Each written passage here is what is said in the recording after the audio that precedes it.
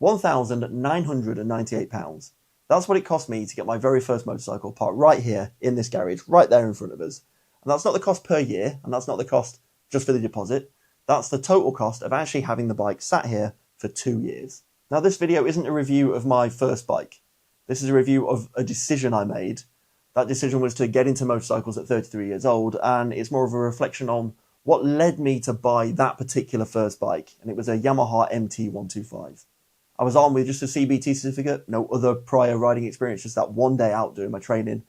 And for me, that made this feel like a bit of a financial risk, because was I really about to commit to learning to ride a motorbike? Now, I don't want this video to just be targeting 17-year-olds learning to ride 125s. I'm trying to speak to everyone who doesn't normally see themselves reflected in the usual 125 content. So we're talking older generation riders, people like myself who maybe come to riding at a later date. Because I actually owned that little MT125 for 2 years on a finance deal. I tracked every single cost of that bike, and I can tell you exactly what it's like to live with a 125, which are some of the most popular CC bikes here in the UK. And more importantly, whether bikes like this, these low-capacity 125 learner bikes, are actually the best way into motorcycling, or just the one that the industry pushes us all towards. Now, I didn't buy this bike with my heart. I bought it with my head because, well, the bike I wanted was the KTM Duke 125. But I let the internet convince me that was the most unreliable and stupid decision. But for me, overall, that bike was sharper. It was more aggressive and it had a more youthful positioning within the market. And I've learnt now that you don't buy bikes because they're sensible. You buy them to have fun. But at the time, I didn't know that. And I went along with the Yamaha MT125. Now, why did I do that? Because ultimately, it was the most sensible option. It sits at the bottom of Yamaha's MT range. You've got the MT-03. The 07, the 09, and the legendary 10. These are proper legendary bikes that many of us know about, and they get talked about in echo chambers of the internet as absolutely fantastic machines. And this, the MT125, was the entry point into that chain of bikes. And it felt like the safe option. It felt like the safest way to get into riding, and financially it was the lowest risk, because at the time it was not only the cheapest to buy, but it had the better residual values. It was a £300 deposit. I paid £52 a month on PCP. They included the first year's tax and the registration, and after that, I was on my own. I bought it from a dealership called Paddock Motorcycles in Congleton, which has actually, unfortunately, shut down since. But that's a whole different discussion on the state of the wider motorcycle retail industry, which we'll have in another video in the future. So if you want to be around for that, don't forget to subscribe to the channel. But anyway, the whole idea was simple. It was a low financial commitment, low risk, try biking without locking myself into something. And 2 years after I got the bike, I handed it back early. I had to pay £450 exit fee to get out with a finance deal and hand the bike back to them and walk away. But I was able to walk away having only spent £1,998 on my first motorcycle. And that's the number that I want you guys to keep in your head when watching the rest of this video. Now, obviously, there were other costs associated with it. The first one's insurance, and that ran me £560 or something like that, fully comprehensive for the first year. And then I do remember it dropping by £100 in year 2 when I got that first year's no claims bonus. I checked all that before I bought the bike though, so was going into it with no surprises. I knew what I was going to come up against when it came to insuring my first motorcycle. Servicing was the other cost. The first service for the new bike, which is usually around 500 miles, cost me £120 back at the Yamaha dealership in Congleton. And then I gave it a second service at the 12-month mark, and that cost me the same again.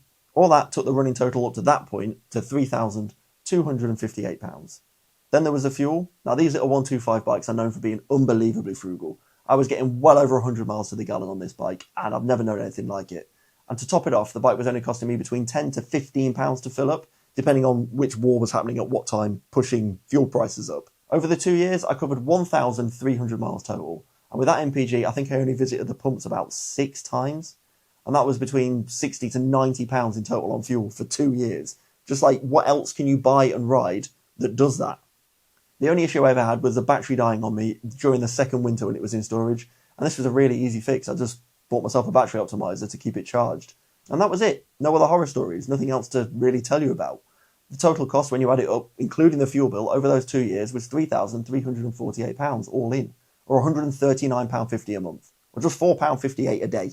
And with that, £1,998 of it was the bike. Now, on the topic of the bike, I did love how that thing looked. I actually remember seeing an older MT-07 a few years earlier when it came tearing past me when I was doing some work somewhere. Fluorescent yellow wheels, light grey paintwork, and the second I clocked eyes on that MT-125 in the same grey bodywork but with those bright blue turquoise wheels, I knew I was going to buy it. It looked like a much bigger bike, felt really good to ride, it was light, it was easy, and it was confidence building. But physically, if I'm being totally honest, it was too small for me. The reality is I'm 33 years old when I'm buying that bike. I'm 6'3" tall, and I've got a very real dad bod carrying a bit of a spare tyre around the middle. The bike always felt slightly off as a consequence of that. And about 10 months in, I knew that I wanted something bigger. Not necessarily faster, just something that fitted my frame a bit better. But with all that said, the experience, that's where this MT-125 really delivered. My first solo ride across Wales, this was the moment that I knew biking had really clicked with me. There was no instructor, no one watching me, there was just me and the bike and some roads that I knew quite well around Wales. I set off with a rough plan, and within an hour I'd got completely and utterly lost. I'd gone off-piste, I didn't know the roads I was on anymore, and instead of panicking, I just kept riding, because every road kind of looked good fun, a bit familiar, and it was an opportunity to go and explore and connect with the bike. I remember pulling over and taking my helmet off and then staring out over some fields and thinking to myself, why the hell did I not get into biking sooner? And it's those moments that, well, they're the ones that biking's all about. Then the reality hit again because, well, we live in the United Kingdom and the sun disappeared behind an ominous-looking set of clouds and the heavens opened on that very same ride.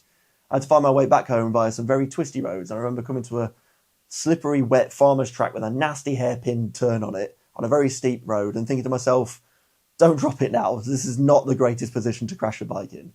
And then there was the rest of the hill on the way back up. So you're riding around on a 15 brake horsepower bike uphill, and that's where you truly realise how asthmatic 125 bikes really are. The power just isn't there. But in between all of that drama, there was me with the first time that I went out on the bike, and it was confidence inspiring. I started to use it more on my commutes, filtering through traffic, riding it to and from work. And the fact it was just so much cheaper and faster to get to work and get around, well, it became my chosen mode of transport, the best kind of mode of transport I went for. I took the bike keys more than I picked up the car keys. On top of all that, it was just fantastic for my headspace.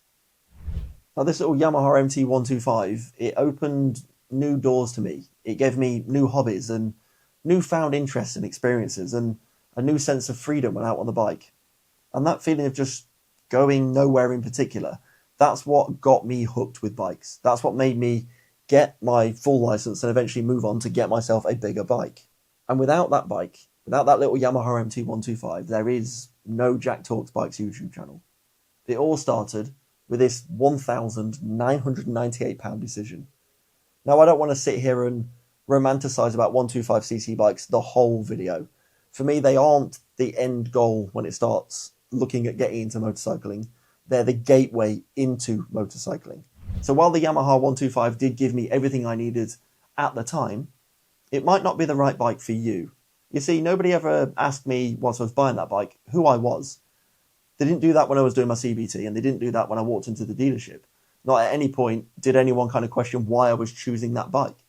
And once I started thinking about that, I couldn't stop, because if the decision shapes everything that came after it, such as my decision to get a full license, the kind of bike that I picked afterwards to progress onto, and the style of riding I wanted to do, how many people are getting that first bike moment wrong? Who is the industry actually recommending bikes for?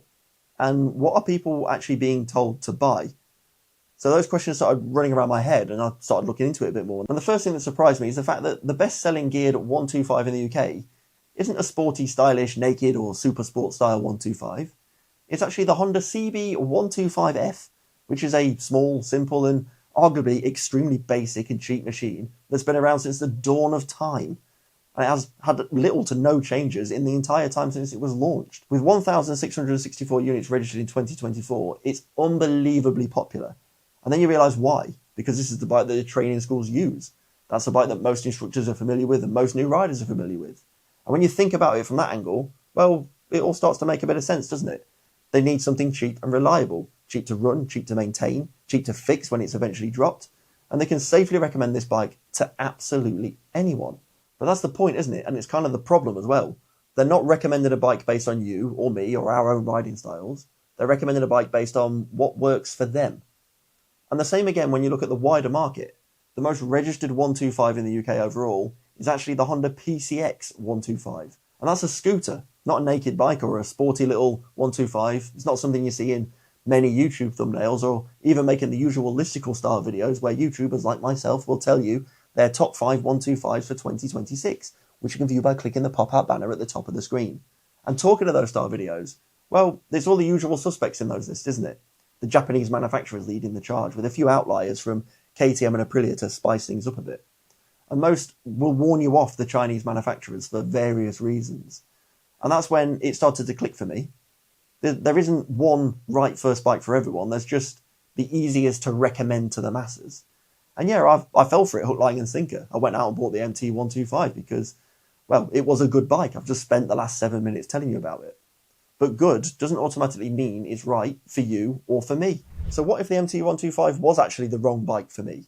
Is the wrong first bike part of the reason why riders quit and people don't progress onto their full license? When we look at it statistically, in the last 5 years, there's been over 260,000 motorcycle tests taken here in the UK. And that's a lot of people trying to get into riding.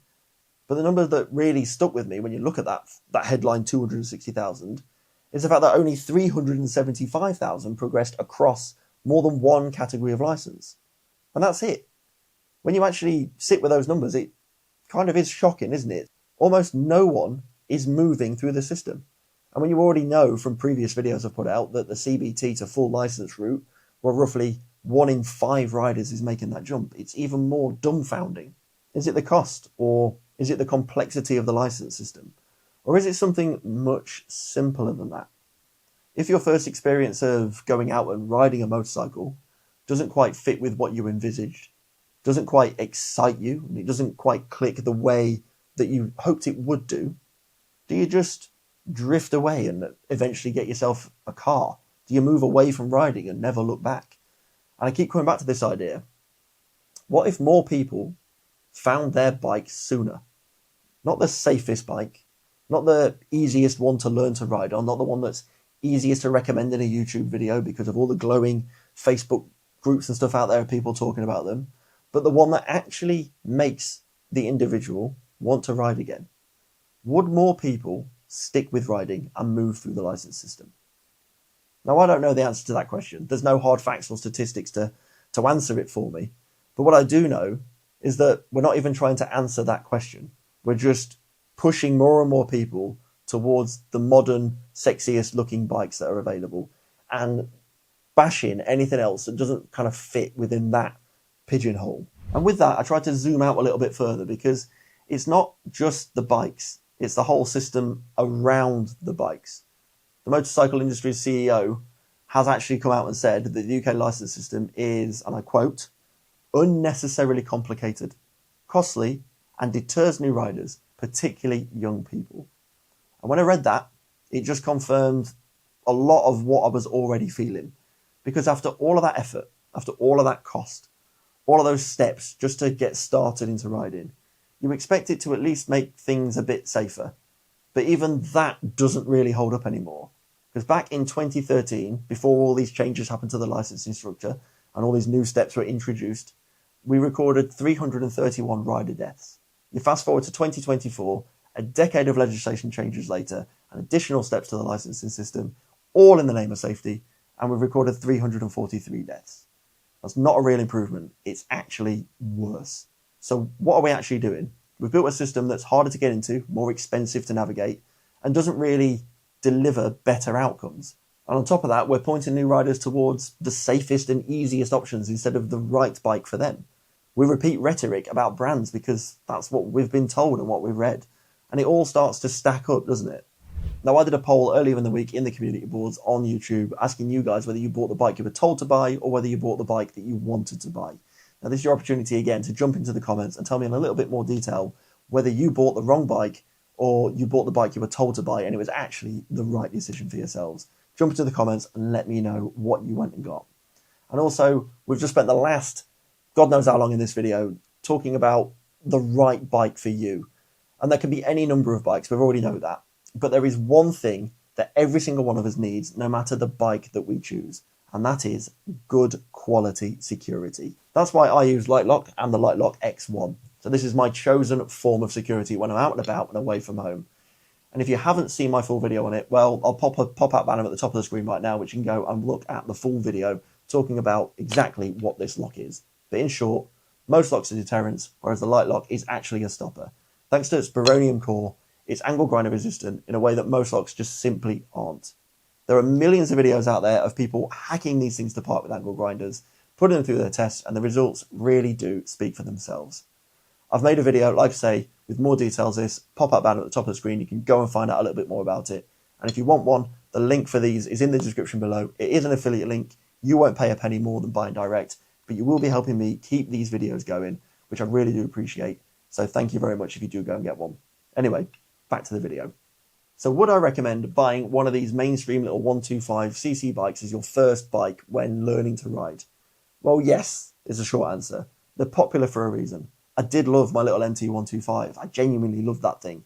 And it gave me exactly what I needed at the moment that I bought it. The MT125 never failed me, and I was lucky that it was the right choice for me. But the industry and everyone working within it never actually asked who I was, and they just made a blind recommendation based on the masses. So what I would say is, and caveat all of this, by saying go out and sit on absolutely everything. Don't rule any brands out because of snobbery. Try everything, because the industry will recommend safe and reliable. But safe and reliable isn't always the right fit for everyone. Sometimes you need to go completely left field. And the right bike? Well, it's the one that makes you want to go out and ride again tomorrow.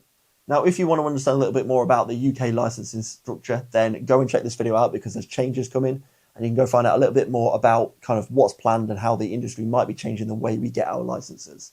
And if you're new here and haven't done so already, then please remember to click my face over here to subscribe to the channel and join us next week for more videos in the future. Ride safe, and hopefully I'll see you in the next video.